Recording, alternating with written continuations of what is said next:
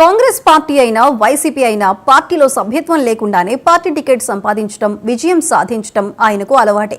అందరూ ఆయనది అదృష్టం అంటారు. కానీ అదను చేసి పోటీ చేయటం, కొద్ది తేడాతో గెలవటం ఆయనకే సాధ్యం. అయితే ఈసారి అలాంటి అదృష్టానికి ఛాన్స్ లేదంటున్నారు అక్కడి ప్రజలు. ఆయన మరెవరో కాదు, ముమ్మిడివరం ఎమ్మెల్యే పొన్నాడ వెంకట సతీష్ కుమార్. ఈసారి ముమ్మిడివరం ఓటర్లు ఏం ఆలోచిస్తున్నారు? ఎవరిని గెలిపించాలనుకుంటున్నారు?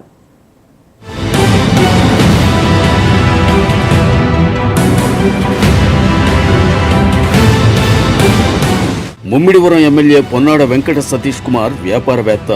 అమలాపురంలో కలప, గ్రానైట్ వ్యాపారాలు చేసుకునే పొన్నాడ ముమ్మిడివరం ఎమ్మెల్యేగా 2 సార్లు లక్కీగానే గెలిచారని ఆయన అభిమానులు చెబుతారు.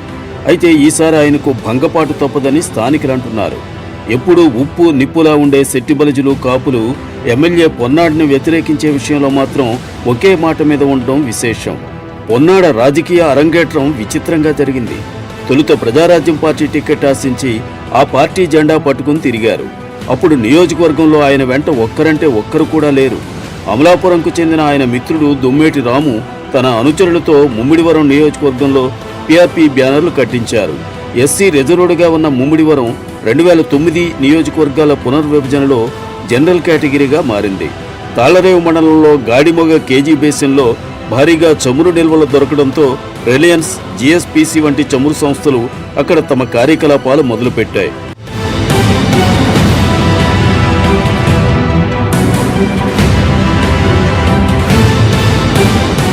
రెండు 2009లో జరిగిన అసెంబ్లీ ఎన్నికల్లో టీడీపీ తరపున శ్రీనివాసరాజు బరిలో నిలిచారు. ఆయనపై గుత్తుల సాయి శ్రీనివాసును కాంగ్రెస్ పార్టీ అభ్యర్థిగా ప్రకటించింది. అయితే పొరుగునే ఉన్న యానాంకు చెందిన ప్రముఖ కాంగ్రెస్ నాయకుడు మల్లాడి కృష్ణారావు చక్రం తిప్పారు. కాంగ్రెస్ అధిష్టానంతో మాట్లాడి తన సామాజిక వర్గానికి చెందిన పొన్నాడకు కాంగ్రెస్ టికెట్ దక్కేలా పావులు కదిపారు. తన అనుచరుణ్ణి ఎమ్మెల్యేగా గెలిపించి ఇక్కడి చమురు సంస్థలపై పెత్తనం చెలాయించాలన్నది మల్లాడి ప్లాన్. మల్లాడి, పొన్నాడ సామాజిక వర్గానికి చెందిన మత్స్యకారుల ఓట్లు ఇక్కడ ఎక్కువగా ఉండడం కూడా వాళ్లకు కలిసొచ్చింది. మల్లాడి మంతనాలు ఫలించి కాంగ్రెస్ పార్టీ సభ్యత్వం లేకుండానే పొన్నాడకు కాంగ్రెస్ టికెట్ లభించింది. ఆ ఎన్నికల్లో ఆయన స్వల్ప మెజారిటీతో విజయం కూడా సాధించారు. అయితే వైఎస్ రాజశేఖర రెడ్డి చనిపోవడం, తెలంగాణ ఉద్యమంతోనే పొన్నాడ 5 ఏళ్ల పదవీకాలం పూర్తయింది. పొన్నాడకు నియోజకవర్గ ప్రజలకు సేవ చేసే ఛాన్స్ లేకుండా పోయింది.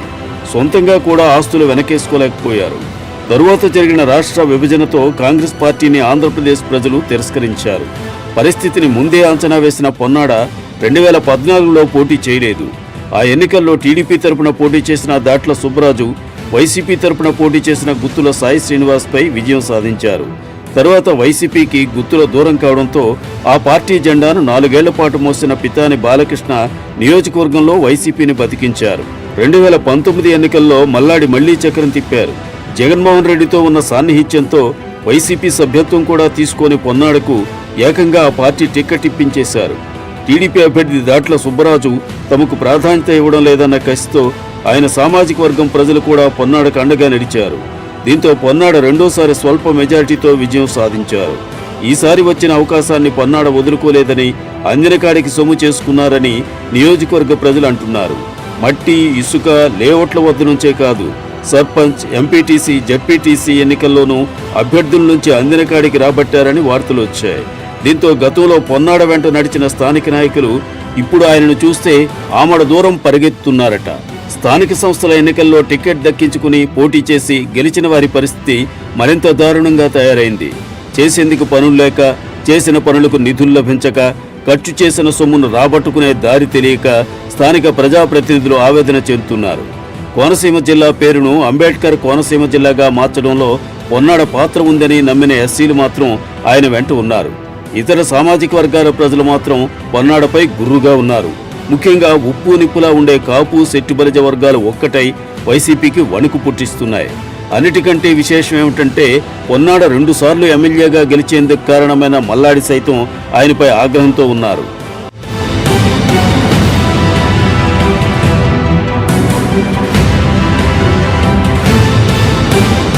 గత ఎన్నికల్లో జగన్ హవా, టీడీపీ, జనసేన విడిగా పోటీ చేయడంతో అత్యవసర ఓటుతో గట్టెక్కిన పొన్నాడకు ఈసారి ఎదురుగాలి వీస్తున్నట్లు వార్తలొస్తున్నాయి.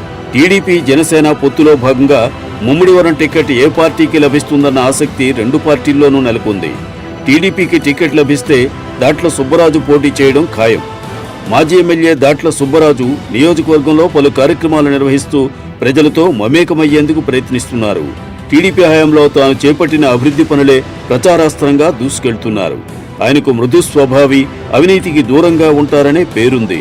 2019లో 4000 ఓట్ల స్వల్ప తేడాతో ఓడిపోయిన దాట్ల తనకు టికెట్ లభిస్తే జనసేన అండతో భారీ మెజార్టీ సాధిస్తానన్న ధీమా వ్యక్తం చేస్తున్నారు.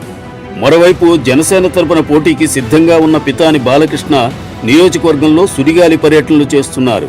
ఏ ఇంట్లో శుభకార్యం జరిగినా, ఎవరికైనా కష్టమొచ్చినా వెంటనే వెళ్లి పరామర్శిస్తూ తలలో నాలుకగా వ్యవహరిస్తున్నారు. వైసీపీ గడ్డుకాలంలో ఉన్నప్పుడు 4 ఏళ్లు పార్టీని కాపాడిన పితాని అనూహ్య పరిస్థితుల్లో జనసేనలోకి వెళ్లారు. పవన్ కళ్యాణ్ పిలిచి జనసేనలో చేర్చుకుని గత ఎన్నికల్లో తొలి అభ్యర్థిగా పితాని పేరు ప్రకటించడం అప్పట్లో సంచలనంగా మారింది. ఆ ఎన్నికల్లో ఆయన 33,000 ఓట్లు పొందినప్పటికీ 3వ స్థానంతోనే సరిపుచ్చుకున్నారు. ఈసారి పొత్తులో భాగంగా జనసేనకు టికెట్ ఇస్తే విజయం ఖాయమని ధీమా వ్యక్తం చేస్తున్నారు. మొత్తానికి జనసేన టీడీపీ పొత్తుపై ఎవరు పోటీ చేసినా వైసీపీని ఓడించడం ఖాయమని స్థానికులు విశ్లేషిస్తున్నారు.